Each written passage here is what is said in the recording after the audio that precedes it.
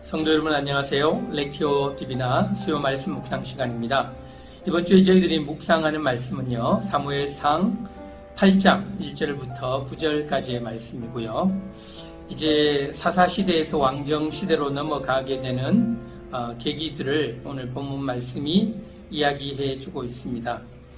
사사시대에도요, 사사기를 잘 읽어보면 하나님이 이스라엘의 왕이시고 하나님이 자신의 영으로 충만한 자를 보내서 이스라엘을 다스리시는 모습을 보여준 곳이 사사시대다라고 그렇게 우리가 이해할 수 있습니다. 마지막 사사인 사무엘이 그의 아들들에게 사사의 지위를 넘겨주는 모습을 오늘 본문 초반부에 보여주고 있는데요. 사무엘도 마지막 시기에는 그 영적인 분별력이 조금 무뎌진 것이 아닌가 그런 생각을 해봅니다. 사사기를 보면 사사는 이렇게 세습을 하는 직위가 아니었습니다. 하나님께서 자기의 영을 부으셔서 하나님의 일을 하게 될 때 그 사람이 사사가 되는 것인데요. 오늘 본문에서는 사무엘의 아들들이 그 혈통을 따라 세습을 하는 그런 모습이 나옵니다.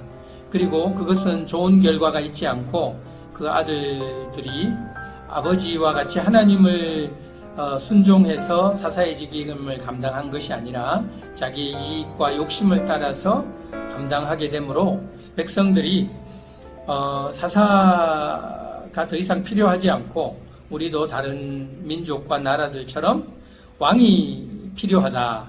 그래서 왕을 세워달라고 사무엘에게 요구하는 내용이 나옵니다. 결국 성경이 지속적으로 이야기하는 것은 하나님이 우리의 왕이시라는 것이고요. 하나님께서 친히 우리들을 다스리기를 원하신다는 것입니다. 그러나 세상과 함께 살아가 있는 세상 속의 하나님의 백성들은 세상과 같은 왕을 요구하고 세상과 같은 보호자, 세상과 같은 그런 자기의 삶을 도와줄 수 있는 나라를 요구하는 모습을 구약 성경을 통해서 보여지고 있는데요. 하나님은 여기에 대해서 그렇게 본문 말씀에서 이야기합니다. 이스라엘 백성이 나를 왕으로 두기 싫어해서 세상과 같이 왕을 요구하고 있다. 저들은 나를 버린 것이다 라고 그렇게 이야기를 하고 있습니다. 신약의 시대에서도 예수가 우리의 주님이시고 예수님이 우리의 왕이 되신다라는 고백이 아주 핵심적인 복음의 내용입니다.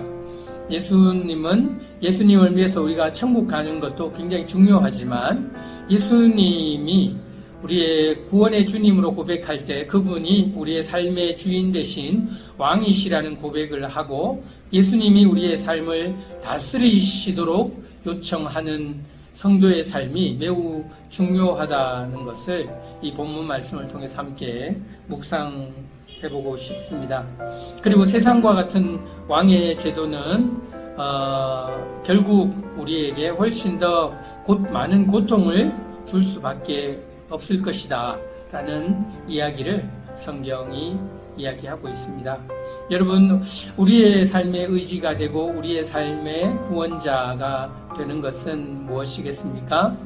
우리는 육신적으로 우리가 속한 나라와 또 나라의 제도와 정부가 우리의 진정한 보호자라고 생각할 수도 있지만 그러나 하나님의 백성으로서 하나님의 나라가 이 땅에 임했고 그래서 예수 그리스도가 하나님 나라의 백성된 우리들의 참된 왕이시라는 고백을 할 수 있는 것. 교회는 그 고백을 가지고 세상 가운데서 이 세상의 제도도 물론 중요하지만 그보다 훨씬 더 중요한 하나님의 나라와 하나님의 뜻이 이 땅에 이루어지기를 소망하고 기도하는 것이 매우 중요한 일이라고 생각을 합니다. 오늘 본문 말씀은요, 사사기 시대에서 이제 왕정 시대로 넘어가는 모습을 보여주면서 또 왕으로 오실 예수 그리스도를 예표하는 그런 것들을 준비하고 있음을 우리가 본문을 통해서 알 수 있습니다. 구약이 보여주는 그런 실패와 성공들이 우리의 삶의 좋은 교훈으로 또 우리가 나아가야 될 방향을 밝혀주는 나침반과 같은 그런 역할을 잘 할 수 있어야 되겠습니다. 그래서 말씀 묵상이 오늘 특별히 말씀 묵상을 통해 우리는 진정한 우리의 삶의 왕은 누구이시고 우리는 어떤 왕을 요구해야 되는지를 묵상해 보시는 것이 매우 유익하리라고 생각을 합니다. 오늘도 하나님의 말씀을 통해 말씀의 묵상을 통해 여러분의 삶이 더욱 풍성하고 또 하나님이 원하시는 올바른 방향으로 걸어갈 수 있기를 주님의 이름으로 축복합니다. 성도 여러분, 말씀 묵상을 통해 승리하시기 바랍니다.